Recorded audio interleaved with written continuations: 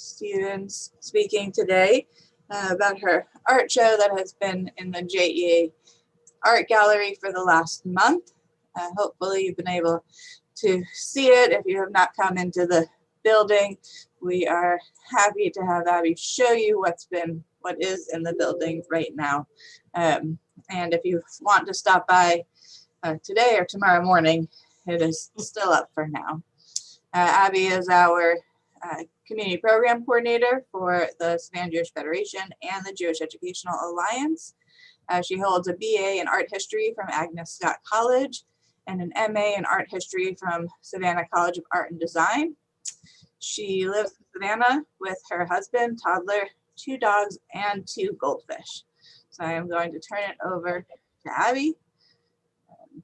And if you have any questions, just unmute yourself and ask the question. Thanks. Go ahead, Abby. Thank you, Jamie. Hi, everyone. I'm not sure if everyone's had a chance to pop in and see the exhibition, so I will try and explain it and show slides of what it looks like right now. And it is coming down tomorrow, so if you get here before like 11, you can probably still see it. But if you have any questions, certainly unmute yourself as we go along and just feel free to ask. So I'm going to go ahead and try and share my screen with everyone. Okay, hopefully everyone sees the PowerPoint there. So first of all, I guess I should explain how this all came about. Kind of during quarantine, I started making little notes about staying at home, being in quarantine with a toddler, kind of how weird it was to work from home and have to go to like Zoom meetings all the time. So it was a whole new format and something that as an artist, I was kind of thinking I needed to reflect on. So a lot of this was very much my own personal kind of like way of making fun of the situation, although it was very serious at the time. So I do want to acknowledge that I do think that coronavirus is very serious and very unfortunate that we've lost so many people due to it. So the whole idea was to kind of think about the whole year. It's been a crazy year for everyone. So I just decided to title it The Year in 2020, kind of like vision, keeping perspective. My past work, which some of you may be familiar with, but maybe not. It's been a few years since I've shown in Savannah, often has to do with vision. So I find myself drawn to eyeglasses a lot and using objects and found items. So that was something that I felt like I could certainly still do even while at home in quarantine. So this, maybe we'll go too fast. I'll go back one. These are a couple shots just of what it currently looks like here in the JEA gallery. So I will kind of explain where things are. So when you walk in down the hallway, I wanted people to see their own reflection in a mirror. So the idea was that you're walking in and kind of thinking about your own space in this quarantine and this COVID situation. And then tied into that were some kind of more like householdy personal items. Like on the table there, I have a photo album. I left a little open scrapbook for people to write their own kind of thoughts and reflections, maybe after seeing the show. So I wanted there to be some interactive component to this. I started making these larger items. A lot of these items are much larger than I've ever worked with before. So I should mention that it was totally experimentation. And I'm going to go to the next slide here to give you an idea of the scale of some of these. It was stuff that was laying around my house at first. And then as I started kind of writing the little quippy poems and comments, I was seeking out certain items, but some things just kind of came together. So there was some method to my madness, but not necessarily. And I also tried to incorporate my toddler who was there getting into all the paints and asking what I was doing and wanting to be a part of it. So I tried to get her to help, whether that meant splatter painting or just getting her crayons out and scribbling on things. So the whole process was actually very quick. And I guess I did think of it as a whole exhibition or like an installation in one particular site at first, thinking I was going to do this in my house and somehow then like broadcast it out virtually. But then when I learned there was space in October at the JEA, I thought this was also a very nice fitting gallery space. So I was really happy with the way I think it fit into the space and all came together. So this is kind of the main gallery section when you walk in, just to give you kind of a feel of how things are laid out. And some of the first pieces I did, I guess I can start with and say were the curtains, which again was total experimentation. I found these curtains on a free site. There's a free site in Savannah that I use. It's all about kind of giving back to your community and meeting your neighbors. Buy Nothing Savannah. I should mention the name of the actual site. So I've met some really nice people through that and have found some great items. And if you put out a request, people often will fulfill your request for free.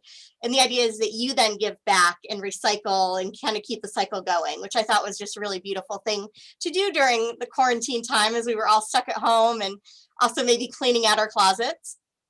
So somebody had these curtains and I thought I really like the pattern. I wonder what I could do with those.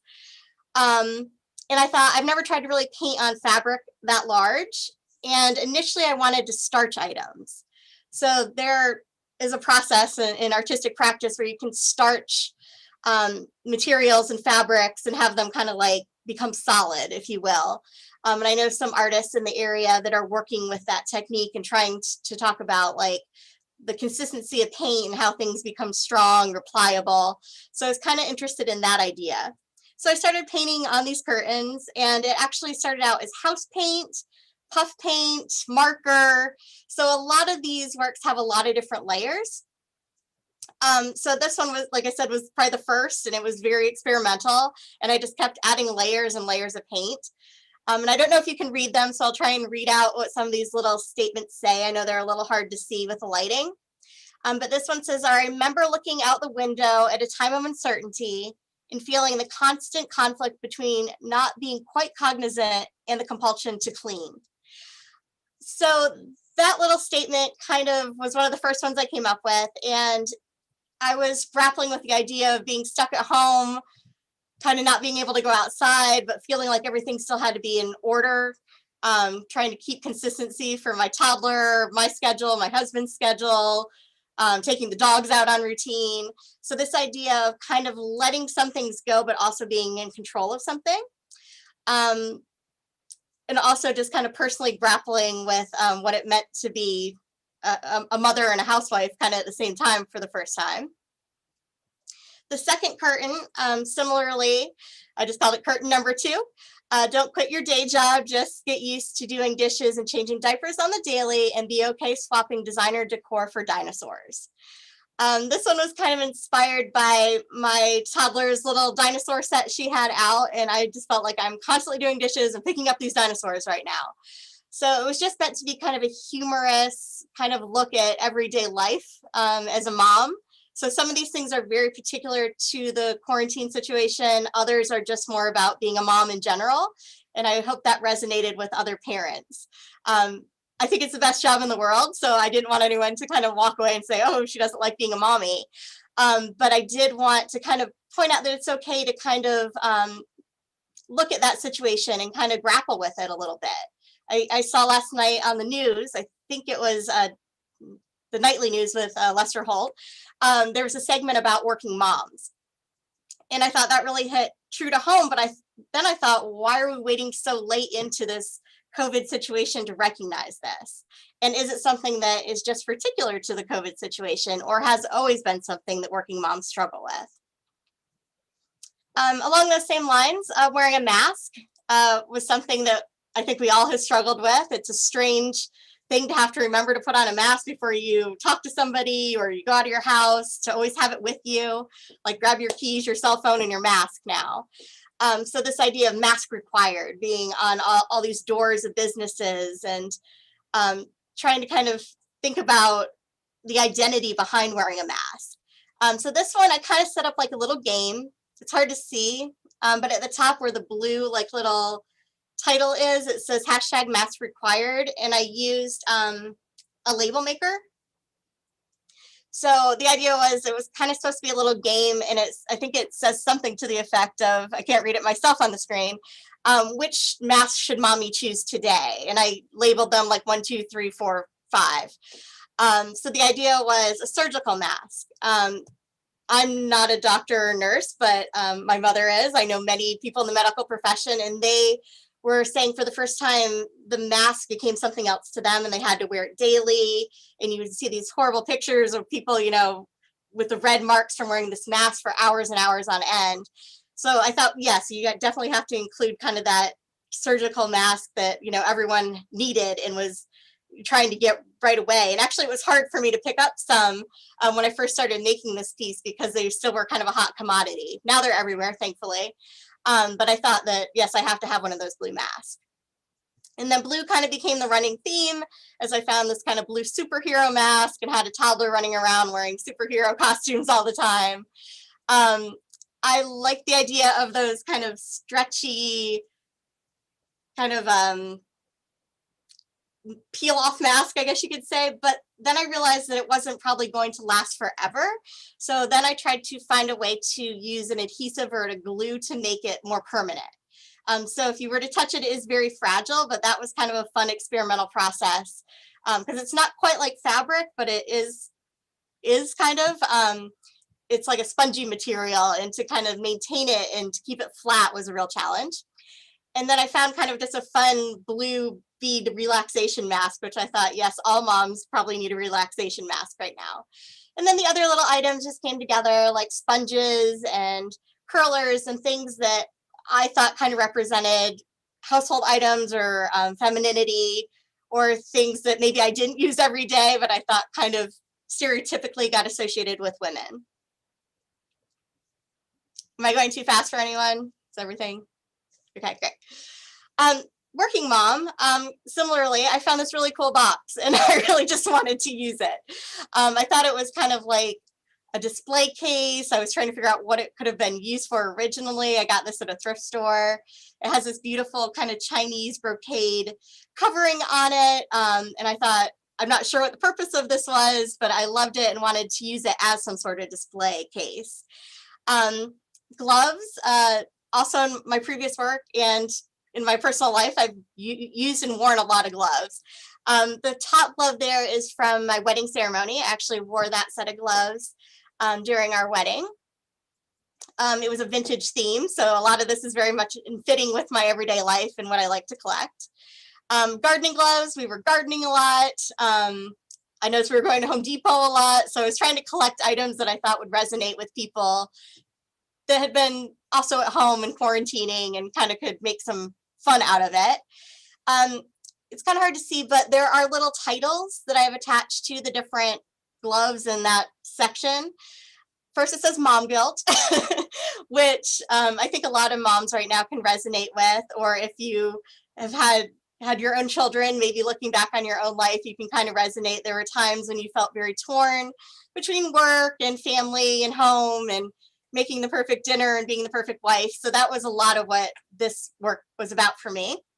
And then the labels were Crunchy Mom, Silky Mom, Working Mom, and Scrunchy Mom, I think.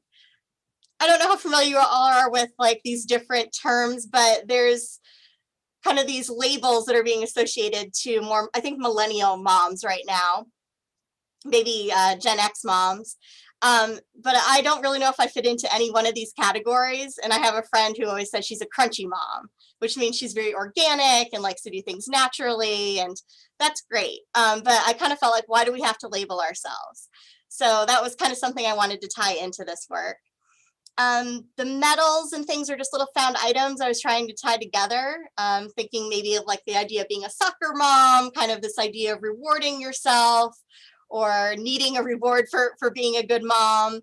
On the actual little medals there are like little sewing threading needles and I think pins on the other. So this idea of kind of like items moms might traditionally have had around the house or kind of get assigned to being your duty is like, darning the socks, if you will, taking care of all the messes, cleaning up the dishes, doing that type of thing. So I just thought that one was a really kind of fun piece that came together kind of organically. The Toile de Joy, I had this really fun fabric. I have a whole bolt of it left. And I wanted to, again, starch it this initially was going to be the curtain pieces until a little trial and error made me realize that starching fabric is very difficult and quite messy. And I really didn't have the right studio space to do it. So this is a starch piece, but probably as big as I wanted to go with that process. And then I found also on that free site, somebody was giving away these fabulous old vintage tablecloths or napkins. And I just thought those were great. I wanted to use those in some way in the show. And I thought I will just try and paint on them and write on them and glue them to things. So I have like 12 of those total, I think. So you'll see those pop up over and over again. So I was trying to really use all the items I could possibly find and thrift together. This one I'll read. This one was kind of like what I call the altar to the COVID situation. Sewing machines became saviors in this situation as so many sought protection for themselves and others. Flour and yeast became as rare as toilet tissue. Common cleaners and face coverings became fodder for fashionistas and foremen alike. So I just kind of was coming up with a quick little poem there to talk about, like, it was weird that all of a sudden you couldn't get toilet paper. Or that flour and yeast were really hard to find. My husband is a foreman, so I thought that was kind of funny. He didn't like this one that much. He kind of thought it was a little bit of a jab, but I thought, you know, it was kind of a nice little like tribute. And I was also looking at a lot of altars and things at the time and thinking almost of like a memorial to the COVID crisis. So that's kind of how this came about. Again, just found objects, this little kind of Cupid figure with a vase. I just thought was adorable and kind of fit. So not everything had like a specific meaning. I just thought it kind of fit well with the rest of the work. And then I found some little appliques about sewing machines and sewing and that type of thing. These four really kind of go together. These were those napkins or tablecloths that I was gifted so generously. They were beautiful in their own right, but I thought, how can I repurpose them, reuse them? And I again wanted to try the starching process. So again, these were small ways I could practice with that. So the top one I believe is called Gilt and Gold, and Draped in Pearls, how you resemble that person from the past with the golden curls. Again, just kind of a quippy little kind of almost nursery rhyme. My daughter has golden curls. I've been kind of thinking a lot about our family past and the old house that we lived in. So a couple of these things were just kind of about being in our house and the situation. The mom dread, this one, I actually still kind of joke about that I have a little bit of a dreadlock from the Corona crisis, as I probably wasn't getting my hair done as often as I normally would. And I know a lot of people struggled with that during the Corona crisis. So this is thrown into the circus of mommy bloggers, sipping, peach mimosas and messy buns, while I'm only managing to make coffee and toast while my hair tangles into a dreadlock. So I kind of struggled some mornings for sure and thought, you know, wow, I kind of don't feel like I have my act together as much as some of these other moms. The one on the bottom is called Tablecloth, the yellow one.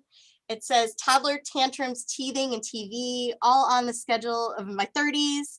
Things that I knew would be tough, but sorry, I have to read it a little closer, but instead have taught me how tough I am, and I can lay it all on the table. The last one, hand sanitizer, a little bit more about the COVID crisis. It says, be sure to say your ABCs, count to 30, stay 6 feet apart while socially distancing to stay safe. Remember, we're all in this together at this time of uncertainty, yet apart, staying home to save lives. That one I thought was kind of like a little combination of all like those kind of cliche phrases we're hearing right now that are all very important, but we hear them over and over again and maybe they're kind of losing their meaning a little bit. So I tried to kind of poke fun at that just a little bit in that work. The pattern table and apron strings really kind of go together. The apron was a found thrifted item. On it, I wrote like Instagram, Instacart, Instacoffee at the top. Another Pinterest failure as I messed up the paint on the middle. The middle says I almost poured coffee over my Cheerios. True story, that actually happened one day. I've almost poured coffee in my baby's cup one day. So kind of this idea of kind of being in the kitchen a lot. I know a lot of people enjoy cooking. For me, it's something that I am still trying to get a little more comfortable with. So I thought this kind of idea, this vintage retro apron and these patterns that I found, kind of poked fun at that a little bit, was something that I'm grappling with. I'm not a great cook. The little cake stand I've had forever in my house, and I have no idea what to do with that. So I thought maybe I could turn it into art. I thought it was really pretty, but I never serve fancy cakes as I'm not a great chef or baker. And on the top were just some vintage glasses that I think my dad had gotten me years and years ago, but I never wear them. I mean, that's not really my style. So I thought maybe I could repurpose it. On the top, again, I put like quippy little sayings like "not June Cleaver." That was something my dad actually always kind of used to joke about, was being kind of more domesticated and being a better cook, you know, like you're not really June Cleaver yet. So that was kind of a little homage to him. Around the corner were like little hashtag things that came out of the quarantine. So the idea of this cottagecore, it says hashtag cottagecore, which is kind of like a movement to return back to nature and organic way of life and cooking. So I thought that was something that was kind of funny, all these new terms that were coming out of the quarantine. So that kind of encompasses the cake stand itself. Then on the table, I found another little quote from Emma Goldman. It says, "I'd rather have roses on my table than diamonds on my neck." And I just kind of thought that was really fitting to kind of fit with the vintage patterns, and maybe kind of my own personal take on the situation. Athleisure luggage. I kind of had to joke about this with my husband a little bit. I kind of said I don't wear a lot of like yoga pants and I'm not very athletic. However, during the Corona crisis, I found myself wearing yoga pants and still do pretty much every day. So it says at almost 40, I just started to embrace athleisure clothing. And I found this vintage suitcase and I decided to kind of fill it with things about being kind of leisurely. Another one of those sayings from the Corona crisis, I guess, would be Zoom fatigue, which we might all have right now, literally, from doing all these Zoom meetings and trying to be on a schedule with those. And I thought it was kind of funny to put them on fans, like, you know, you're hot and just tired, so fatigued. I found this cute little bathtub. I thought, you know, I needed to put pearls in it for some reason and just kind of wanted to fill the space. So this was just kind of more like an object that kind of came together, and it actually came together in the gallery at the JEA. I hadn't planned this one before I really walked in.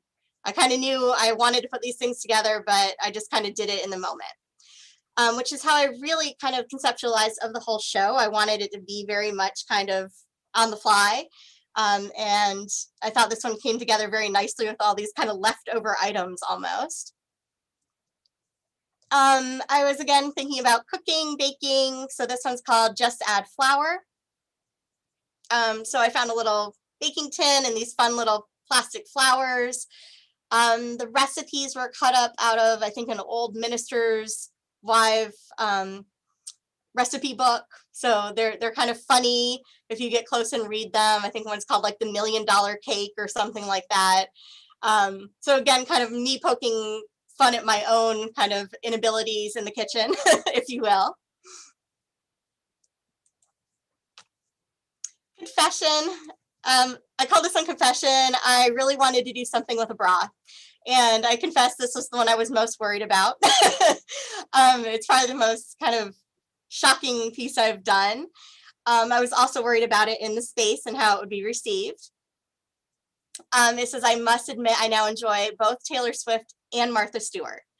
And that was, again, a very personal kind of sentiment during this COVID crisis. I don't listen to a lot of like pop music per se, and I found myself downloading Taylor Swift's new album during the quarantine, and a lot of these works were created while listening to it, which my husband thought was hilarious because he said, "I didn't know you were such a Taylor Swift fan."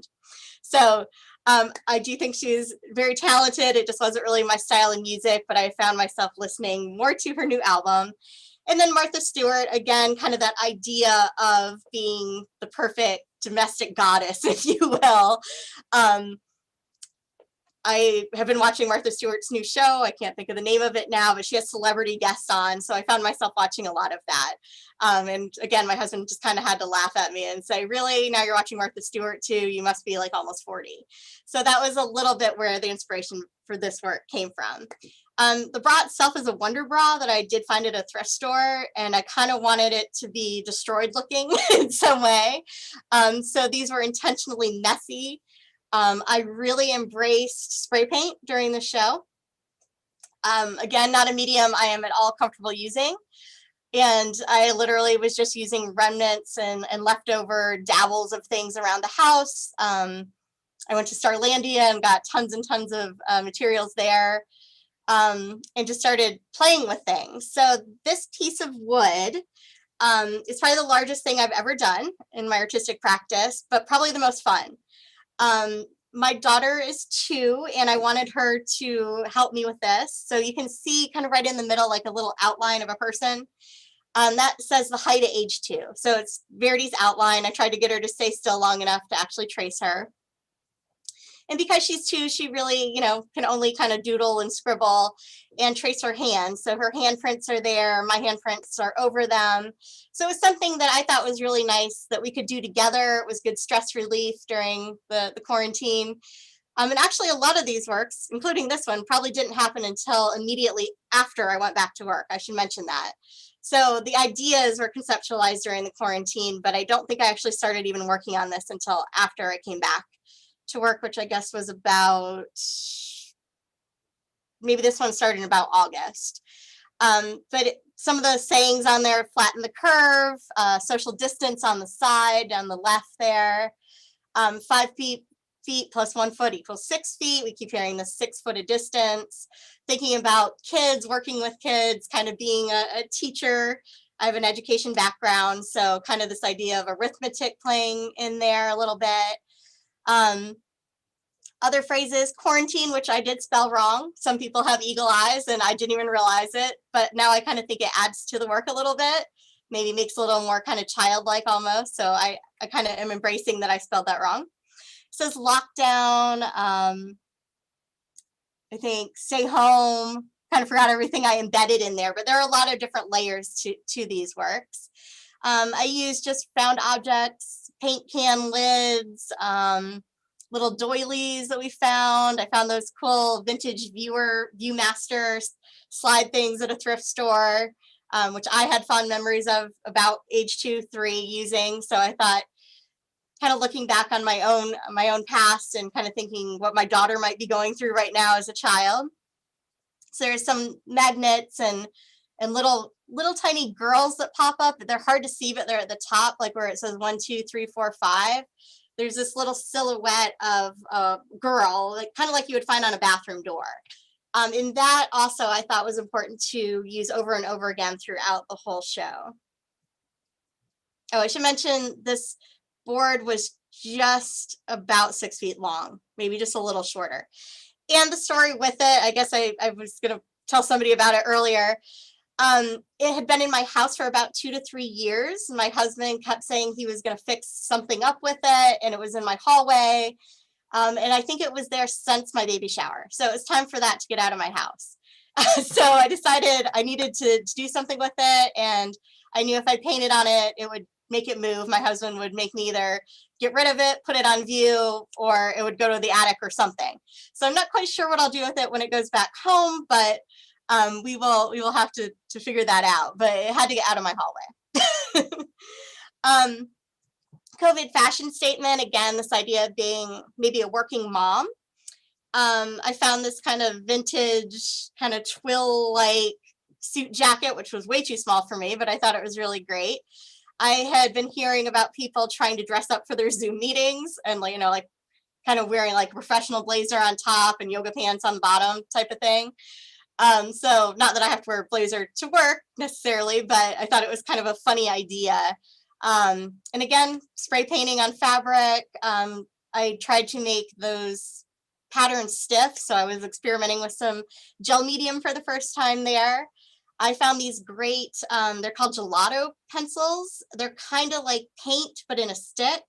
And then you can make them permanent if you spray over them with like a solid gesso. So that's what I used here. I had these vintage tea towels that said votes for women that I had sourced off the internet. I know some people were looking for those and really liked those in the show. Also kind of fitting in with the 2020 election. So kind of this idea of like the power suit, if you will, as women are going to vote. So without being too political, just kind of throwing in a little teaser there. The inside says working mom. I think it says COVID fashion. On the pockets, it's hard to see, but there are patterns that I tried to kind of just highlight with puff paint. So these kind of like low-tech materials.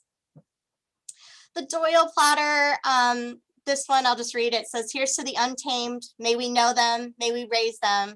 May we love them. May we read them. May we elect them. And may we be them. And that came out of Glennon Doyle's book, Untamed, which I actually read over the quarantine break. Sorry, I think my phone just picked that up.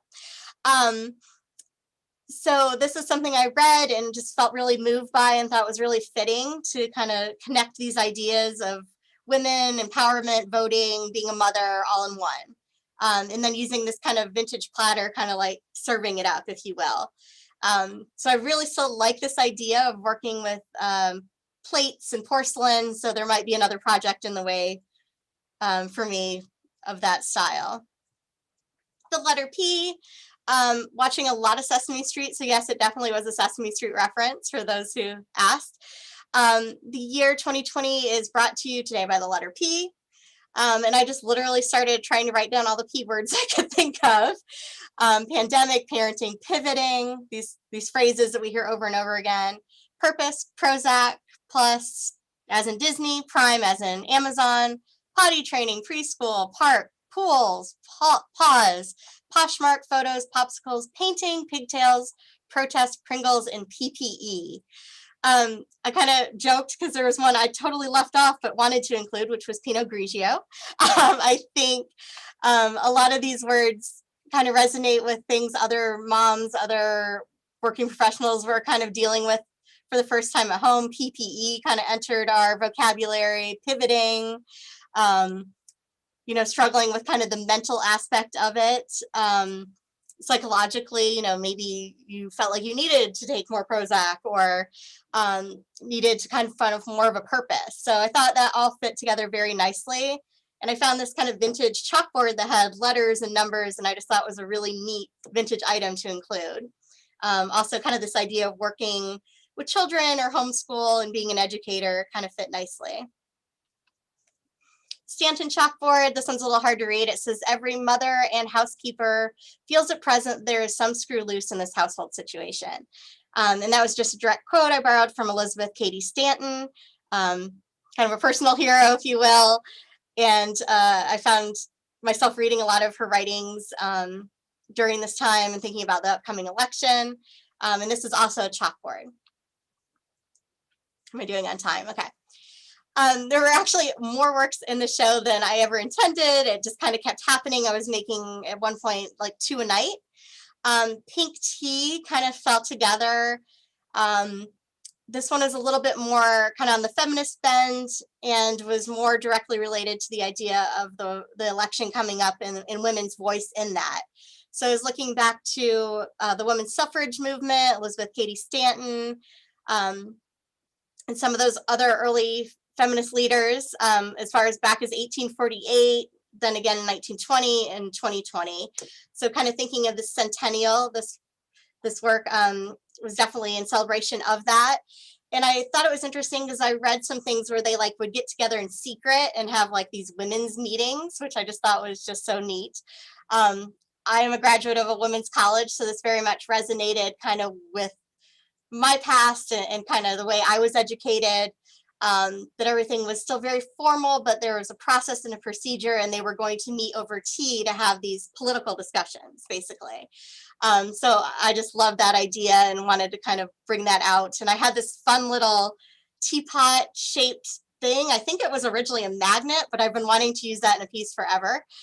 So here it is, with little plates and doilies, and just trying to kind of point out the femininity in it, but also the strength of the idea and the message. And again, this is one of those vintage tea towels. It just says "Votes for Women" over and over again. That was, again, just a last minute addition in the gallery space, because we have these kind of long hanging metal rods. And I thought it was nice to just kind of cover that up and kind of make it part of the piece. A lot of these works, I should mention at the top, have hangers. I also sourced a whole bunch of vintage metal hangers, and I just thought they were really neat objects in and of their own right. So the hanger is really there for no other purpose other than I thought it looked really kind of fun attached to some of these works. This is actually a vintage serving tray. So I initially thought of it as going flat on a table, but then when I got into the space, I thought if I can try and hang it, I want to. It is very heavy, but this one was definitely constructed in the JEA gallery space. And there's a little quote from Elizabeth Cady Stanton there. And then it says, "Please join me for tea." So I kind of was imagining this imaginary conversation she might have been having with another suffragette, kind of like sneaking her a napkin message, kind of like, "Come join me later, we'll talk about this," with starting revolution. Pressing on, an old ironing board we had. Again, this idea of ironing and kind of keeping everything orderly and neat. I had more of those vintage tea towels I thought would be a great little sash, kind of like a suffragette sash. And then using up all these little bits and baubles and vintage jewelry that I had laying around the house. So again, one of my kind of more political pieces, it just says "Give women votes." And I tried to trace that little girl cutout silhouette to kind of reappear here.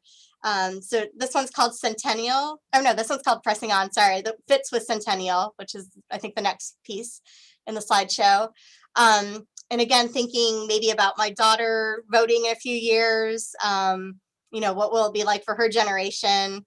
So kind of paying homage to the 19th Amendment there. And again, painting on fabric. This again was very experimental, a little messy, but I think it kind of came out in a fun way.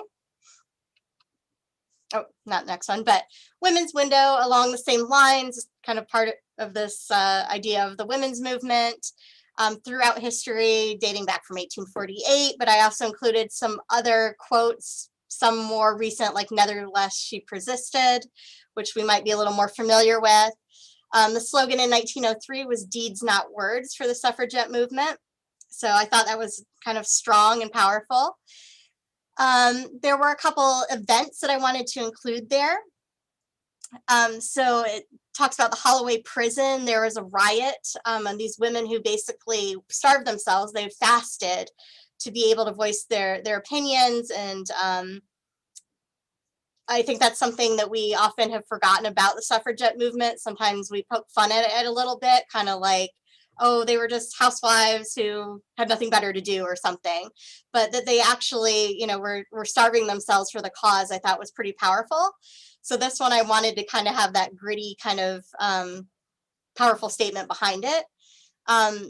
Women's Hall also related to that event in history. The Criterion Tea Room, which I just love the name of that, on Piccadilly, was one of those places where they kind of met in secret to have these early suffragette meetings in London. So I thought that was something that I hadn't really heard much about and wanted to read more about while I was doing some research. So I wanted to include that. And then also to kind of bring to light, it wasn't only one group of women. I included a statement by Sojourner Truth there, "Ain't I a Woman?" a very famous speech she gave in 1851. And also looking at women of color throughout history, particularly right now with everything happening in 2020 and equality. I felt that needed to play into this exhibition a little bit as well. So the idea of it being kind of political, kind of like a protest, as we're seeing these monuments and things. And somebody gifted me this really great old window, very much like the windows in my house. So this Victorian style window I thought was really powerful. And I can imagine people living in my house looking out this very similar window, grappling with some of these things in real time in the 1900s. This one is Centennial. This was a collaborative piece with my daughter. I included her name there. I don't know if she'll go by V. Stevens professionally later on in life, but she seems to like to make art, and she says, I'm an artist now. So I like that even every day that we walk out of the preschool at the J, she sees it and says, my art, which just kind of melts my heart. So again, using some of those tea towels, I cut this one up, kind of thinking it might be like a scarf or a sash. I found these great glove forms, that pink glove form. They were that pink color initially, and I've painted them in many of the different works, spray painted mainly. So just kind of trying to layer things together, handprints, scribbles, giving it a protesty vibe, thinking about the centennial women earning the right to vote, and the upcoming 2020 election, obviously, and how important it is for not only women, but all people to get out and vote. So there were some decorative borders and things I included there, wallpaper, tracings, fabrics. So kind of just found items used in that. Oh, that's also a gifted canvas that had a big hole in it. So I thought that was kind of fun to cover that up, but kind of make it something new. Equality, something that I think is very much in the news today. I know there's a lot of different opinions. This was just kind of my own little kind of tie-in to using this frame that has been around my house forever and ever. And I wasn't quite sure what to do with it, but I was thinking of those equal sign stickers. And the circle there is an embroidery hoop. I had a bunch of colorful embroidery hoops. So this idea of gender, kind of male, female, using the pink and the blue, the teacup kind of just dangling there kind of precariously, I thought was kind of neat. And I like that this one was very minimal. Again, not something I normally do in my work. So this one came together very quickly, but I really liked the outcome. And I thought it had a really powerful statement. Here is a little grouping. So I'll explain, there's a couple things on the table all together. Am I doing okay on time, Jamie? Okay. I think I have like 2-3 more. So this is against the wall. I just kind of constructed this in the gallery space. I had this little box, which has little quotes. It says, Der suffragette upon her soapbox darns her men, but der der socks. So it was kind of like a quippy little statement on what a woman's role is, if you will.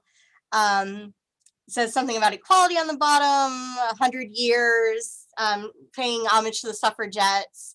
And I filled it with pearls. So if you opened it, there are pearls inside and kind of pearls bubbling out almost like it's soap. The lamp came together in the gallery space, and I think it's probably my favorite piece, to be honest. She lights up. So I haven't had her on due to maybe a fire hazard here in the gallery, but she is a little night light. And there's a little quote about going forward into the light, which was a suffragette slogan. So that one's called Forward into Light. And then in the actual lampshade, I included some of those other found objects, pearls, like a little locket and stopwatch that says it's time. So just little snippets of things to maybe think about how far we've come or how far we have yet to go. Deeds Not Words, a thrifted stool that had this great British Union Jack emblem already on it. And I was thinking kind of about trying to connect things maybe across the pond between the US and Britain at the time, 1903 to 1928, to the current moment, and just trying to kind of cobble those ideas together. The idea of the upcoming election. So again, thinking about my daughter voting in the future, you know, is she a future nasty woman? Whether you consider yourself a nasty woman or not, or buy into that political ideology.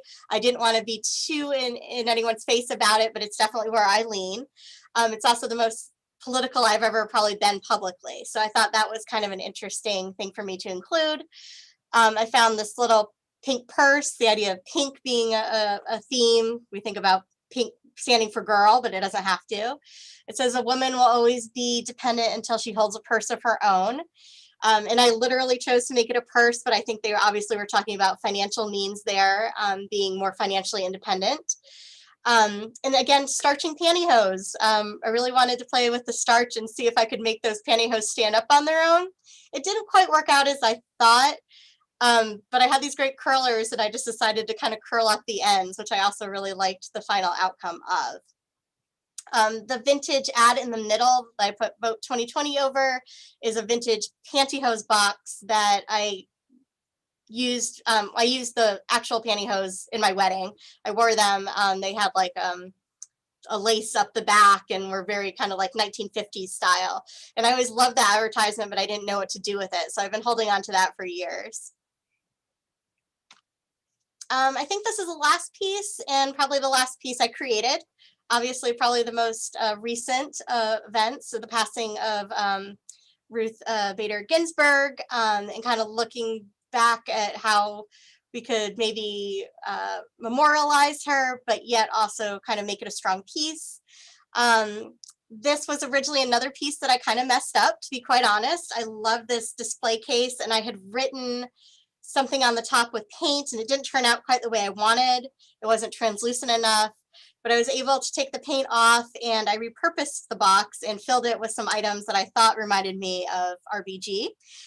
So that idea of the lace collars that she wore, I did a little research on the collars and found that she had like a whole closet full and would wear them for different reasons. So she's probably best known for the one called the Descent collar, which is kind of that sparkly collar that we often see in pictures. But she had many lace collars, many that were just beautiful necklaces. So I really got into that idea and thinking about her. She also is Jewish, so I thought that was a nice homage maybe to have here in the JEA. And again, using these hangers that I found, I just thought that was, you know, kind of a neat little thing to connect and make it more of a sculptural piece or assemblage.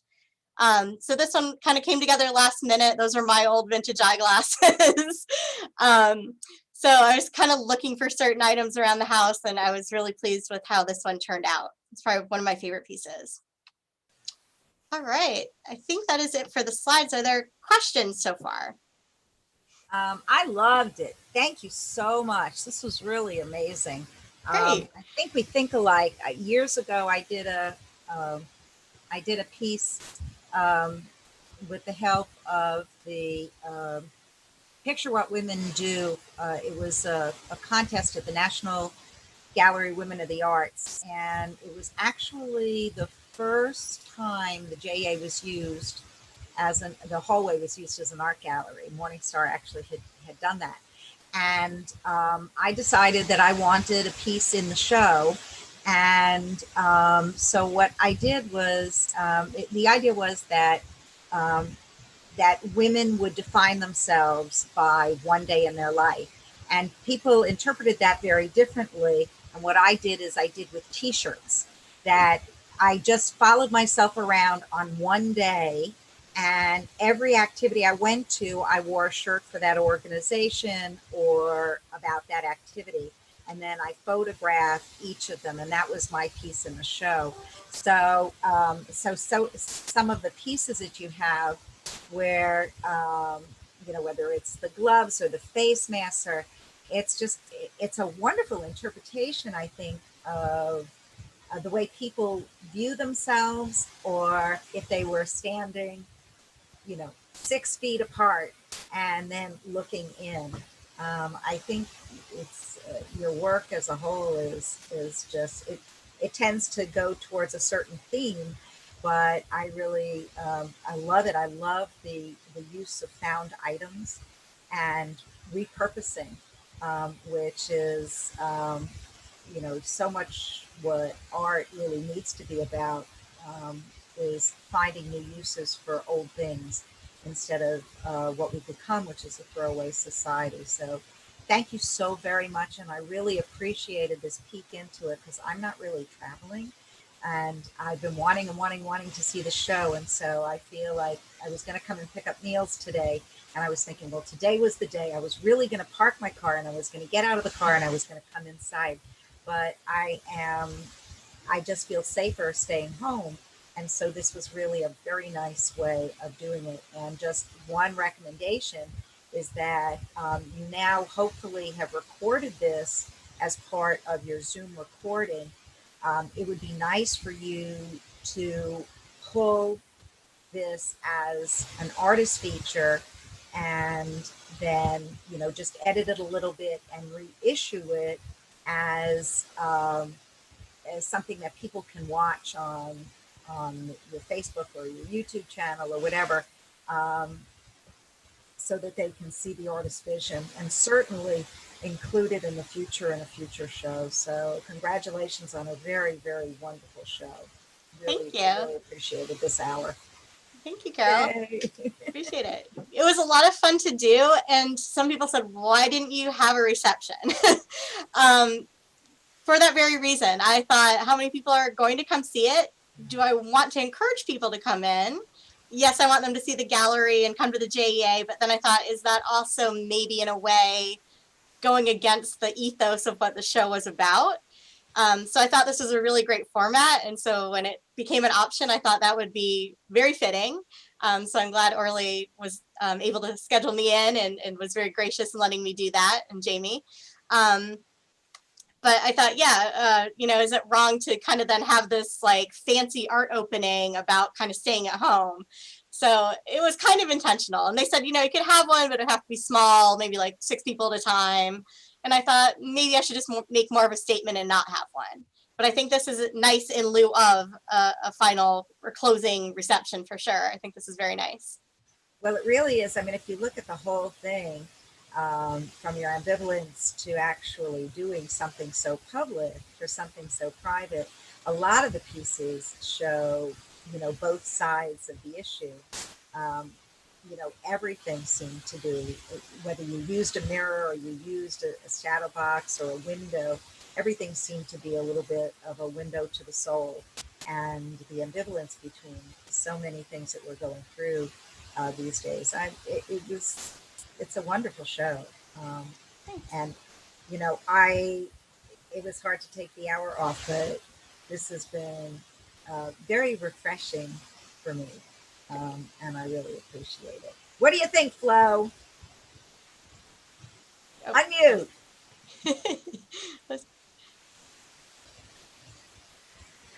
I thought it was great. It was very creative. I like the idea that you had your daughter doing things, trying to help you. And it's something to save, and maybe we can have another exhibit when we come back to some sort of normal.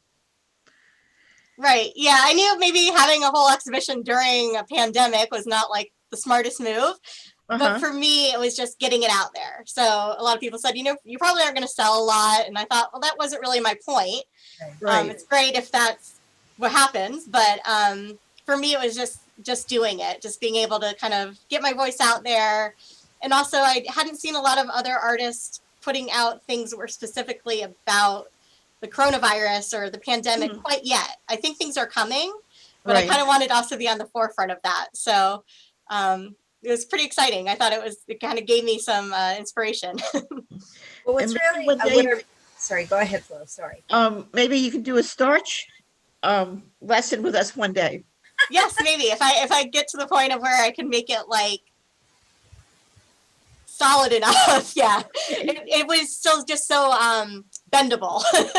It didn't quite have the effect I wanted. Okay. Lots of YouTube videos, but it's a really neat process. There are some local artists that I know are working with paint and textiles and things in a really fabulous way. So I was kind of inspired by them as well.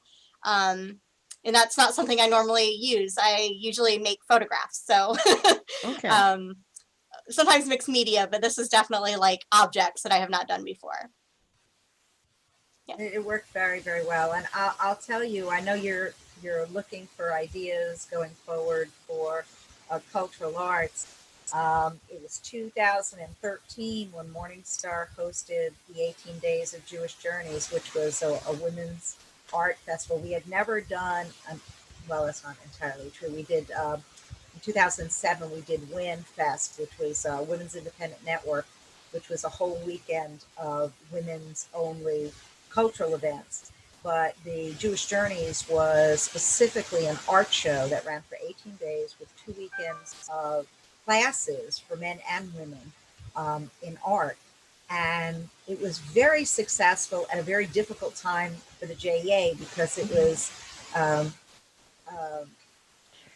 there was some less than pleasant things going on in the community, not to elaborate. And so I didn't expect anyone was going to come see the show.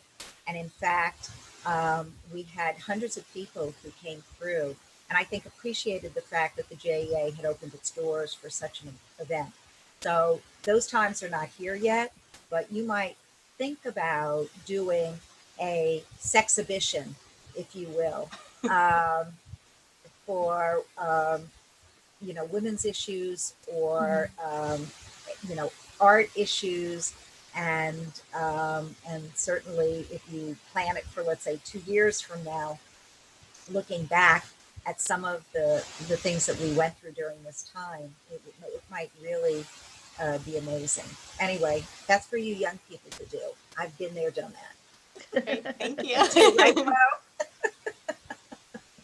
But thank you very much. We appreciate it. Well, sure. Thank you so much for joining. Thank you very Thank much, you. Abby. We will be back next Thursday at 1 o'clock with a doctor speaking. And remember that every week anybody can join us on the Zoom, and we are also live streaming on the JEA Facebook page and on the JEA YouTube page. So you can watch from those places, and you can go back and watch previous episodes of Zoom. Very cool.